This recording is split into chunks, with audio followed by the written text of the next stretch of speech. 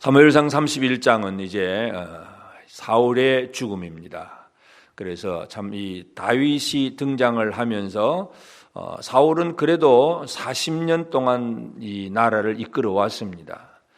사람들이 우리에게도 왕을 세워주소서 하는 그 인간 왕을 구해가지고 하나님께서 허락하신 왕이 바로 사울 왕입니다. 그러나 사울은 하나님 앞에 말씀에 순종하지 않고 버림을 받았고, 그래서 결국은 인간적인 면에서 보면 그래도 40년이라고 하는 그 세월을 지나면서 뭔가 이 자기 이스라엘을 위해서 일을 한 것 같은데, 마지막 결론을 보면 인간이 세워놓은, 인간이 구해서 얻은 이 구원자라고 하는 왕이 결코 그들을 완벽하게 구원하지 못했다 하는 그런 실패한 왕의 모델을 보여주고 있습니다. 그래서 사울은 사람들이 구해서 얻었던 구원자는 바로 이렇게 실패할 수밖에 없다 하는 것을 보여줍니다.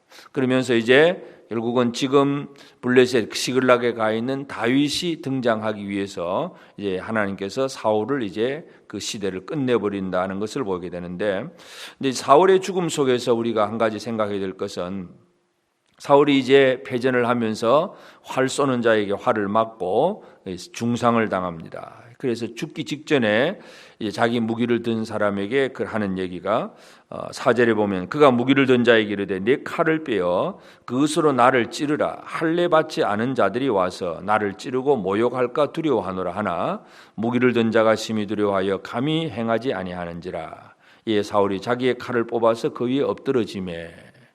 그러니까 이 사울이 늘 생각하고 있는 것이 뭐냐 하면, 나는 할례 받은 사람이다. 나는 할례 받은 하나님의 백성이다. 그런 얘기입니다. 실제 내용을 보면 하나님의 말씀에 순종하지 아니하고 하나님 앞에 버림을 받은 왕이고 하나님의 영이 떠나버린 왕인데, 그러나 이제 자기 몸에 있는 할례를 생각을 하고 나는 할례 받은 하나님의 백성이다. 저 이방인들은 할례 받지 않은 그런 사람들이다. 이것만 생각을 하고 있습니다. 그래서 그 할례 받지 않은 사람들의 손에 의해서 죽는다는 것은 너무나 부끄러운 일이라고 생각을 했는데, 실제로 이 사울은 이 부끄러운 죽음입니다. 그냥 죽고 마는 정도가 아니라 블레셋 사람들이 시체를 그저 목을 자르고 시체를 벳산 성벽에다가 높이 매달아서 아주 모든 사람들에게 그저 공개적으로 그렇게 부끄러움을 주는, 시체라도 그렇게 하는 그 부끄러움을 당하게 됩니다. 그래서 오늘 우리가 이 아침에 이 할례자라고 하는 이것을 강조하는 사울의 모습을 보면서, 이 할례라고 하는 것은 하나님께서 아브라함에게, 그 믿음을 가진 아브라함에게 하나님의 언약의 백성이라고 하는 표시를 그 몸에 가지게 한 것인데, 이제 그 할례의 의미가 무엇인가 하는 것을 다시 한번 생각하게 합니다. 신약 성경의 사도 바울이 할례에 대해서 이제 설명을 하면서, 아브라함의 믿음이 언제 하나님 앞에 의롭다함을 받은 거냐, 할례를 받은 이후냐, 할례를 받기 이전이냐, 이런 논쟁을 벌이면서 믿음으로 의롭다 하심을 받는 것은 바로 할례 이전의 일이었다. 할례를 받아서 의로워지는 것이 아니고 할례를 받아서 거룩해진 것이 아니라 하나님 그 할례가 있기 이전에 먼저 하나님의 말씀에 대해서 믿고 순종하는 아브라함이 하나님 앞에 의롭다함을 받았다는 것, 사도 바울이 그 얘기를 쭉 하고 있습니다. 결국은 이 사울 왕이라고 하는 것은 할례라고 하는 껍데기는 있는데 그 안에 있어야 될 내용물, 믿음이라고 하는 것이 없다는 것입니다.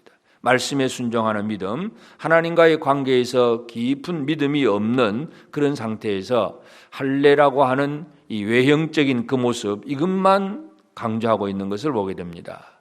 마치 우리가 어떤 선물을, 택배를 받으면 그 포장지도 아주 중요합니다. 예를 들어서 신선식품 같은 것은 이 스티로폴 박스에다 넣고 그 안에 아이스팩도 넣고 상하지 않도록 포장도 중요합니다. 막 신선식품을 그냥 종이봉지 하나 둘둘 말아가지고 갖다 주고 이러면 그 내용물도 상합니다. 그래서 포장도 중요하긴 한데, 진짜 중요한 건 뭐냐 하면 포장만 있고 안에 것은 다 없다든지 썩어버렸다면 그 포장지는 아무 의미가 없는 것입니다. 그 포장 박스를 아무리 멋있고 크게 만들어도 내용물이 없으면 그것은 아무 의미가 없습니다. 오늘 우리의 신앙생활에 있어서 우리의 신앙의 형식은 있는데 교회는 나오고 예배 시간에 앉아 있고 뭔가 하나님 앞에 하는 것 같은데 실제로 하나님과의 관계에 있어서 하나님 말씀을 듣고 순종하고 하나님을 진짜 높이고 살아가는 그런 삶이 없다면, 그런 믿음이 없다면 그것은 바로 이 사울과 똑같은 그런 사람이 됩니다. 그러므로 오늘 우리가 이 아침에 사울의 죽음을 바라보면서 참 이것은 첫째는 인간이 구했던 왕은 실패할 수밖에 없다는 그런 메시지를 하나님이 주시는 것이고, 그 실패하는 그 모습을 보면 바로 형식은 있는데 내용이 없는, 그래서 할례라고 하는 형식은 갖추어서 나는 하나님의 거룩한 백성이고 할례 받지 않은 사람의 손에 의해서 어떤 죽임을 당하는 건 참 부끄러운 일이다. 사울은 그렇게만 생각을 했지 하나님의 말씀이 없고 하나님 앞에 불순종하는 것이 부끄러운 것이다, 이렇게 얘기를 못한 것, 이게 사울의 마지막 말입니다. 그러므로 오늘 우리에게 적용해야 될 것이 바로 내 믿음 생활, 지금도 우리가 살아가고 있는 신앙생활이 형식도 분명히 있어야 되지만 그 형식 안에 잘 내용물이 갖춰져 있는, 하나님의 말씀을 철저하게 듣고 믿고 순종하는 믿음이 준비되어 있는 그런 삶인가, 우리가 이것을 다시 한번 살펴볼 필요가 있겠습니다. 그리고 이제 이 마지막 이제 사울의 죽음 이후에 길르앗 야베스 사람들이 와서 그 벳산 성벽에 매달려 있는 시체를 내려서 그들이 장례를 치릅니다. 이 길르앗 야베스 사람들은 처음에 이제 사울이 왕이 되기 전, 즉 왕이 되는 직전에, 그러니까 40년 전 얘기입니다. 40년 전에 사울이 이제 왕으로 뽑혔을 때에 길르앗 야베스 사람들을 치러 온 사람들이 암몬 사람들입니다. 암몬 사람들이 막 치러하니까 항복을 하겠다고 하고, 그런데 항복을 하는데 그 암몬 사람들이 더 독한 조건을 내죠. 오른 눈을 다 빼고, 한쪽 눈을 빼고 우리에게 항복해라. 그러니까 이걸 도대체 받아들일 수가 없어서 구원자가 없느냐 하니까 사울이 그들을 구원해 주었습니다. 그러니까 길르앗 야베스 사람들은 그 은혜를 잊지 아니하고 이 사울이 죽었다는 얘기를 듣고는 와서 사울의 시체를 내려서 장례를 잘 치릅니다. 이것으로 이제 이 사울의 죽음이 마무리가 되고 드디어 이제 다윗이 등장하기 위한 그러한 이제 무대가 잘 준비되었다 하는 걸 보게 되는데, 하여튼 오늘 우리는 이 아침에 이 사울, 할례 받지 않은 자의 손에 죽지 않겠다 하는 이 말이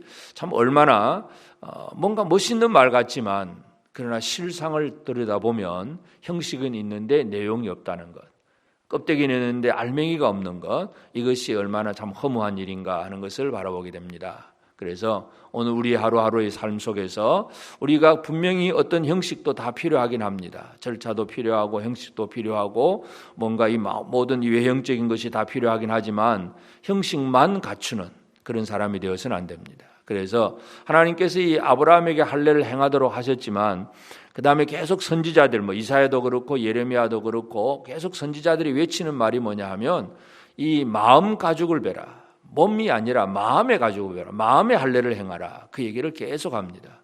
왜냐하면 형식화된 신앙생활, 내용은 없이 형식만 되어 있는 그런 모습이기 때문에 그런 얘기들을 많이 하고 있다는 거 우리가 다시 한번 기억하면서 우리의 삶 속에서 하나님과의 깊은 관계 속에서 그냥 나는 예수 믿는 사람이다 하는 어떤 형식만 갖추는 그런 사람이 아니라 진짜 하나님의 자녀답게, 하나님 나라 백성답게 하나님의 말씀에 순종하고 하나님의 뜻을 이루어 나가는 하나님의 사람으로 살아가는 그런 우리가 되고, 그래서 참 이 수치스러움, 부끄러움으로 끝나는 인생이 아니라 하나님 앞에 영광스러움으로 우리의 마지막을 장식할 수 있는 그런 사람으로 살아갈 수 있도록 오늘도 우리의 믿음의 핵심, 하나님의 말씀에 대한 철저한 믿음과 순종, 그 하나님을 제대로 영광스럽게 하고 하나님의 영으로 충만해서 살아가는 복된 우리의 모든 삶이 꼭 되어지기를 바랍니다. 기도하십시다.